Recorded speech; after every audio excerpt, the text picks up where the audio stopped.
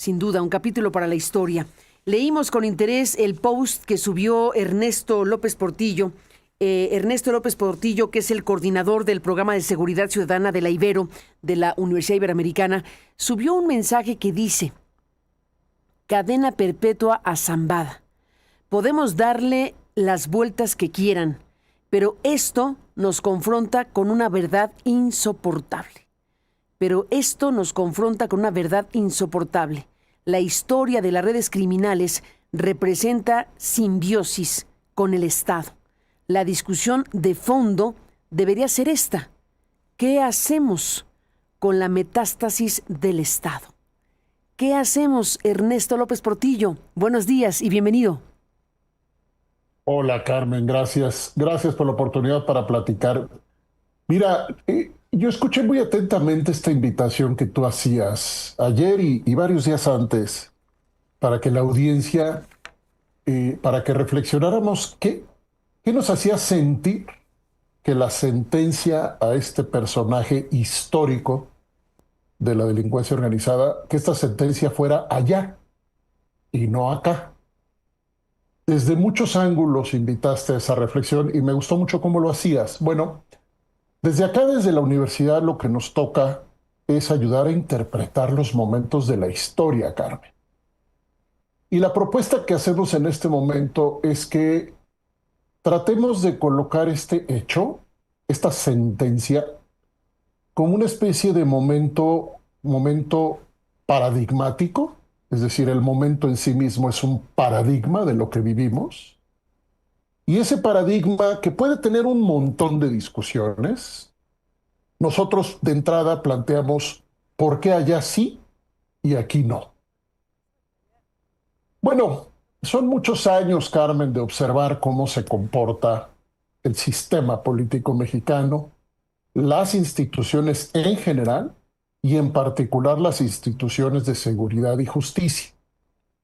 En este post de ayer en X, yo explico que parece ser que la conformación del poder político en México, la conformación durante la historia completa de este país, no puede ser leída sin la simbiosis con poderes ilegales de distinto formato a lo largo de la historia.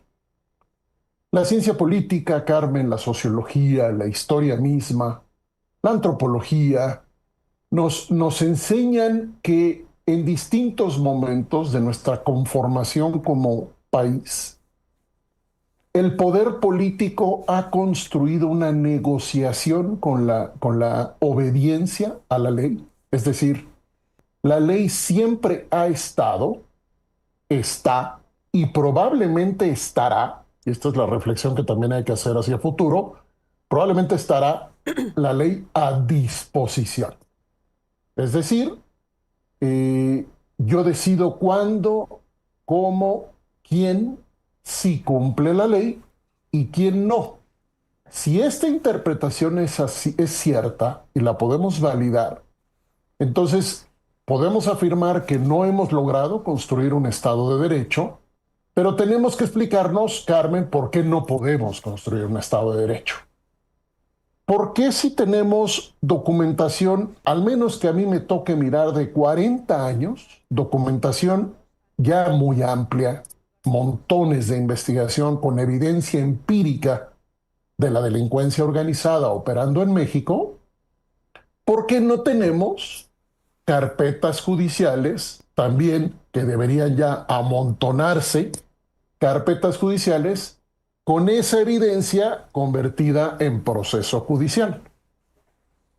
Es decir, ¿cómo es posible que se produzca tanta investigación periodística, académica, de sociedad civil, de organismos internacionales, y esa evidencia no se convierta en un saber penal comprobado en juicios que derive en condenas como esta, como esa condena que ahora se da en otro país contra alguien que, según la evidencia publicada a través de los medios no formales, es decir, de los medios no penales, podemos decir que Zambada es un líder histórico? Entonces, el punto, Carmen, es que tenemos un punto de equilibrio que alguna teoría le llama equilibrio de alta criminalidad. Ese punto de equilibrio lo que nos enseña, Carmen, es que la impunidad, en lugar de ser leída como un pasivo, como un problema del sistema político, debe ser leída como entre comillas, un activo del sistema político. Es decir, la impunidad es una herramienta de negociación de la ley. La negociación de la ley, siendo una herramienta política disponible, ha organizado históricamente al país de manera que no se ha construido un soporte de cultura política, de diseño institucional, de diseño normativo, pero sobre todo de prácticas en el ejercicio del poder y también en la comprensión social, Carmen. No se ha construido una cultura que acepte que la ley no está a disposición. Por el contrario, está a disposición. En consecuencia, cuando las organizaciones criminales crecen, los negocios ilícitos, los mercados ilegales se multiplican, en lugar de que tengamos un fortalecimiento del Estado de Derecho, es decir, instituciones que aplican la ley, policía, justicia penal, etcétera, que se fortalecen precisamente porque la ilegalidad se expande, se multiplica y se agudiza. En lugar de tener eso, Carmen, hemos tenido lo contrario, un proceso en donde la expansión de la criminalidad organizada nos presenta una contracción de la capacidad disuasiva del Estado. Entonces, este equilibrio opera con expansión de criminalidad, contracción del Estado. Expansión de criminalidad, contracción del Estado. Se publican índices globales, como el Índice Global de Delincuencia Organizada, que nos coloca primero, segundo, tercer lugar, según el indicador, tercer lugar, segundo o primero en el mundo en materia de influencia del crimen organizado, y no hacemos algo diferente. México no hace algo diferente que lleve a la aplicación de la ley para contener el desarrollo de estos poderes criminales. Y detrás de eso, Carmen, detrás de eso, Carmen, lo que aparece es algo que tú has reportado mucho, que son las redes de macrocriminalidad. No tenemos hoy algunos grupos delictivos como teníamos hace 40 años. Tenemos, según cálculos de múltiples fuentes, alrededor de 500 grupos delictivos de diferente dimensión. Los han catalogado según operen en algunos municipios, según operen en un estado de la República o según operen en regiones o incluso a nivel nacional. 500, Carmen. Entonces, nos confronta a una realidad histórica que debería llevarnos a mirar esta verdad insoportable y reconocerla, Carmen. El Estado y la delincuencia organizada viven en simbiosis. Pues estamos sí frente a este punto de quiebra al final de cuentas, porque no es cualquier cosa que este capo de capos, al final de cuentas es el gran personaje del crimen organizado de México, el histórico, el incapturable en México, el que jamás fue tocado con el pétalo de ninguna declaración ni nada que se le parezca, pues sentenciado a cadena perpetua en los Estados Unidos. También es una situación de sacudida que no haya sido México, y también es parte de las preguntas que nos tenemos que formular e insistir en ello, como lo dices tú muy bien, el colapso del sistema de justicia, la circunstancia colapsada de un sistema que le permita a México decir si alguien comete crímenes de estas dimensiones, debería ser el Estado mexicano y sus instancias de justicia y de procuración de justicia y de policía quien debería llevar pues al procesamiento, a la detención y procesamiento de personajes como este. Ya entramos en no entramos, hemos vivido y seguimos viviendo en una resignación colectiva, en una aceptación colectiva de que eso en México no va a pasar, de que en México no tendríamos posibilidad real de imaginar siquiera que un tipo como el Mayo Zambada hubiera sido capturado, procesado y sentenciado en México. En la realidad en la que estamos, de pronto nosotros mismos no consideramos eso como una posibilidad real, porque real no es que esto pueda ocurrir, y a los hechos nos remitimos. Ernesto. Tal cual. Mira, pensemos, Carmen, en una moneda, ¿no? De un lado de la moneda está el poder político, empresarial y criminal.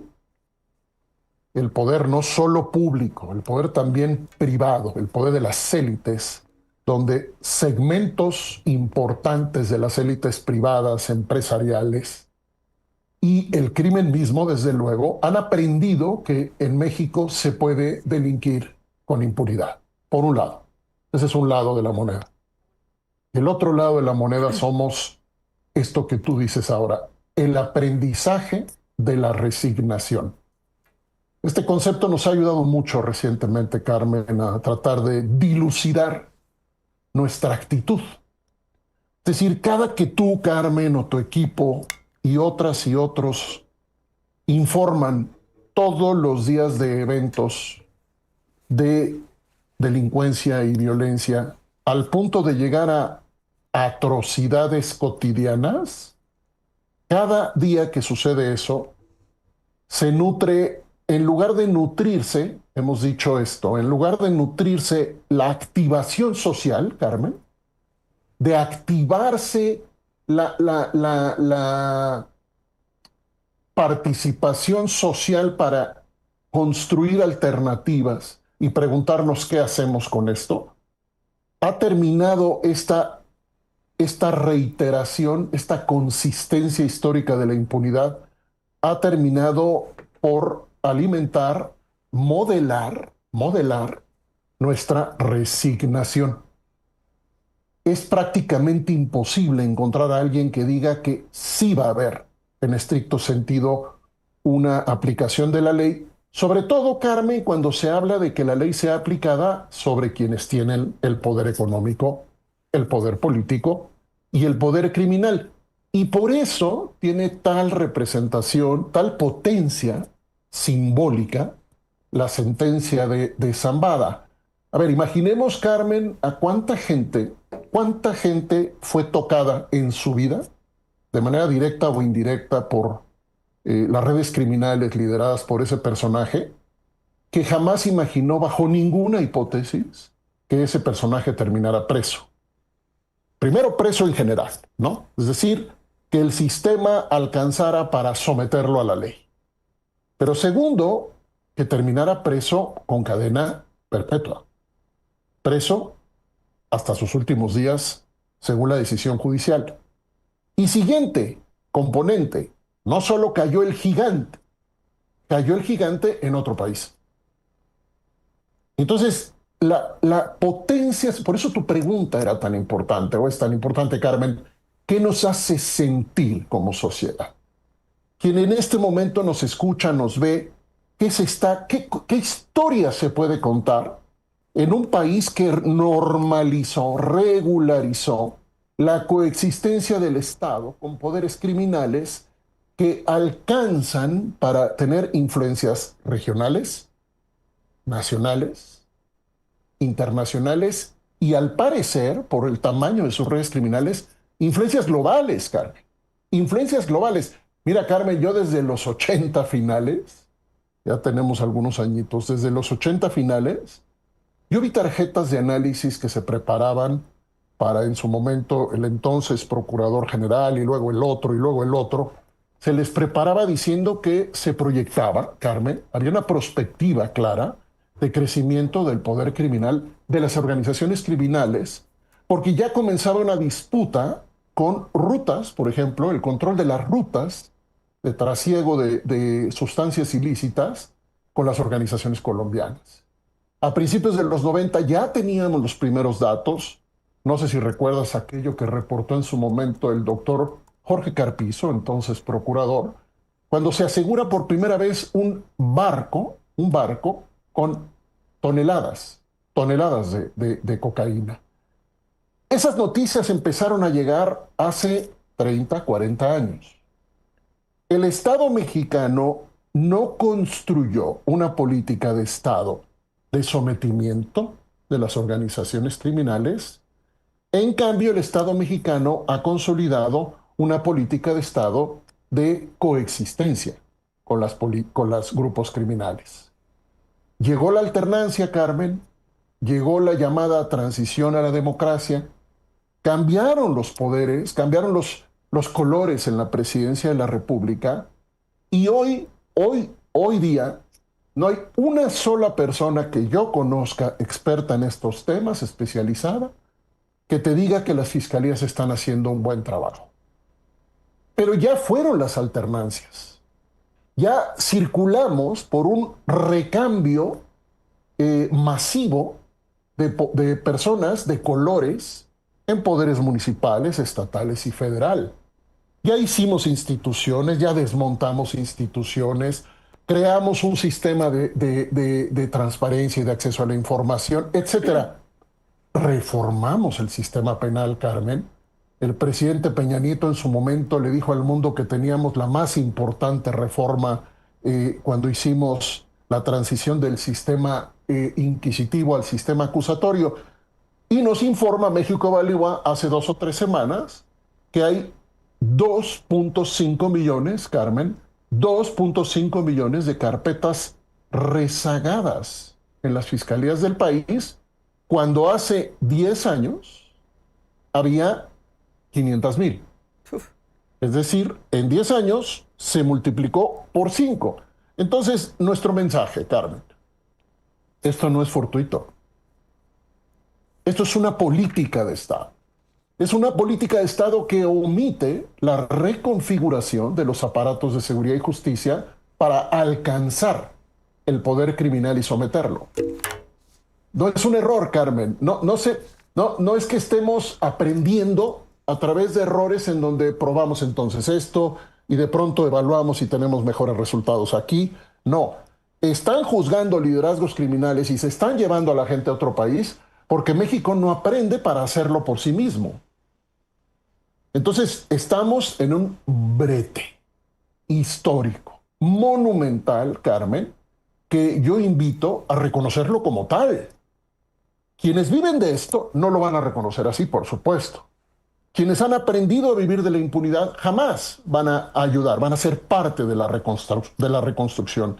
Pero este daño masivo, crónico, que tanto dolor produce a tanta gente, que nos tiene hartos, en donde estamos conformándonos con la normalidad de la impunidad, tiene que ser sacudido a través de la construcción, Carmen, de liderazgos políticos, sociales, culturales, de liderazgos desde múltiples sectores, en donde seamos capaces de interpelar la crisis histórica que nos enseña con la sentencia de Zambada, nos enseña un momento paradigmático de nuestro colapso del sistema de justicia. Ojo, uno de tus colaboradores, ponía yo también un post en X, uno de tus colaboradores hablaba de un problema grave de seguridad con estas escenas dantescas de Zacatecas. Y yo puse un post, Carmen, donde dije, no es un problema de seguridad, es un problema de Estado. ¿Por qué? Porque ese poder que hizo eso enseña bolsas o posibles bolsas de gobernanza criminal. Es decir, lugares donde manda quien está a cargo de liderar los procesos de criminalidad. Entonces, la reconstrucción requiere observación estructural y las universidades, Carmen, tenemos que ayudar a ese análisis. Eso nos toca a las universidades. No nos toca ser parte del relato solamente, sino de interpretar el relato de una crisis masiva, sistémica, crónica y estructural, Carmen, que nos ha llevado hasta acá. Pues por eso apreciamos mucho el trabajo que está realizando como coordinador del programa de seguridad ciudadana de la Universidad Iberoamericana, precisamente con estos alcances y con este motivo, con esta intención y alcance mayor, además del relato, como dices. Y bueno, pues te apreciamos mucho, Ernesto. Seguiremos hablando si me lo permites, pero por lo pronto, pues queda ahí el conjunto de preguntas y de discusión necesaria que tiene que haber en México, del debate entre nosotros, de la discusión entre la sociedad, entre las personas, los ciudadanos, los medios, las universidades, los que formamos parte de este país, cuando vemos cosas como las que aquí estás exponiendo. Ernesto López Portillo, gracias por estar aquí. Un abrazo y hasta la próxima. Cada persona resignada, Carmen, cada persona resignada es parte de la normalización de la impunidad. Gracias, Carmen, y muy buen día. Buen Gracias. día para ti. Un abrazo para ti.